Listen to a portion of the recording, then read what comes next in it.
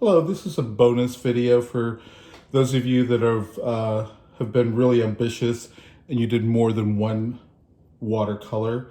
I actually did two. This is one watercolor and this is another one. They turned out pretty much the same, but I wanted to use one to cut out. And I wanted to show you how that would turn out. We're going to cut one out. And then if you have another one, I wanted to paint this to make it look like this, to make it look more like a painting. So I'm going to put blue around it. Work again if you're right-handed from left to right, and try to paint in quadrants, and it'll be easier than trying to paint all that blue, which is a lot. So let me show you a couple things. Here's some scissors. This is my finished watercolor. I'm going to put it in a vase. If you remember, this is what the vase looked like. This is a vase of other flowers that some of my students have done. And then I drew this vase. The vase is from this Vincent van Gogh painting. So I just did this vase, cut it out, and then all these flowers were put into the vase. And I just taped the back with tape. You can use glue also, but I just used some common household blue tape just to tape them in place, and I can probably glue them in a little bit better. I also drew some stalks or some stems, and those stems go up to the sunflowers.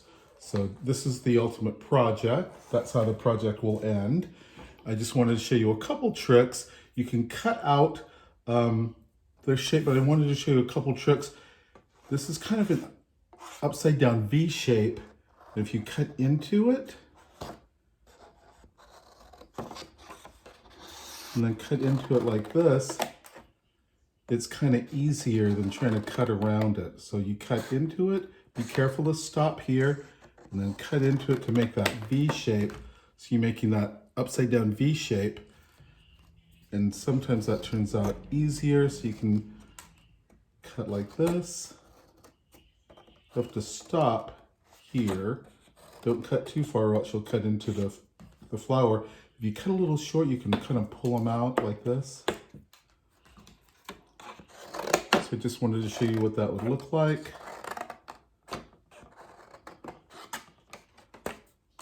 If you stop a little short, that's probably better than going long, because if you go long, you could cut into the flower. That's still okay if you go into a vase. If you think about it, there's some overlap with all the flowers once it goes into a vase. Let's look at that Van Gogh drawing one more time.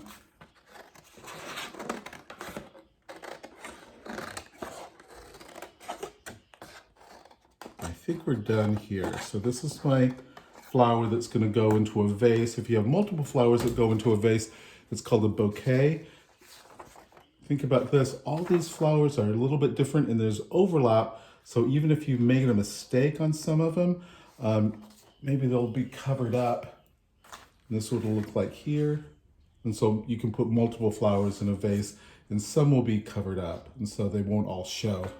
Let me paint. So that's my, excuse me, that's my sunflower that's going into the vase, like a group project. And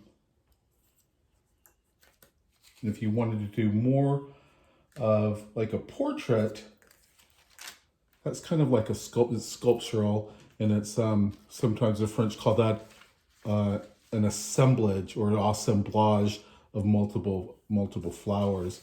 We're going to use this as our source though. We're going to paint some blue in the background, and this will be like a finished painting. You can sign your name at the bottom and give it to your mom or your teacher or a friend or an aunt. So let's get some clear water. Remember, we're going to put that on top of this blue hard cake, this pan of watercolor, and wait for that to loosen up. Once we get enough of this, and it's kind of liquid enough, we did a little test here. I think that looks okay. So let's go ahead and paint the whole thing. I'm going to show you what that will look like.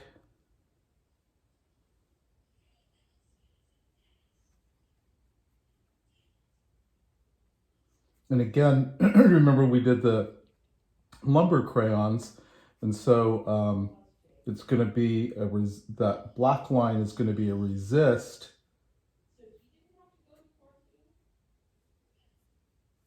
and you can paint up to the black line and it won't dissolve. So I'm going to paint from left to right, and remember when I said you could kind of lighten up your touch on your brush?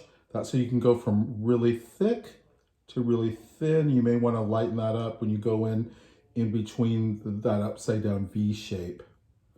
So you start out heavy and then get lighter and lighter as you get towards the inside of the petals. So this is working from left to right. I think we're about half done now.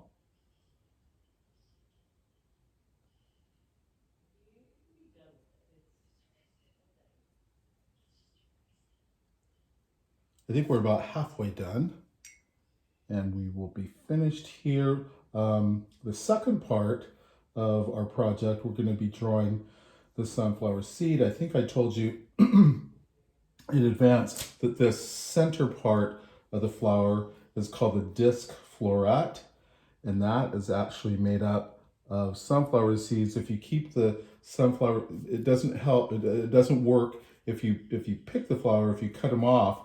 But if you let the flower dry on the vine, that middle part, the disc floret, that brown part, are actually sunflower seeds, and those dry. The leaves kind of curl up, and then the insides drop all their seeds, and that becomes the next generation.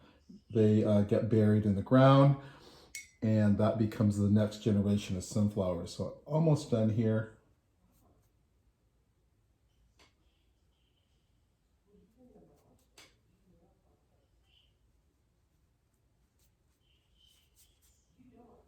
And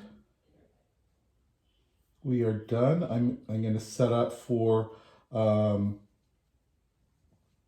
sunflower seed project, and we will be done with our completed piece. This is wet, so we're going to let that dry completely. I'll show you what that looks like, and then you can write your name.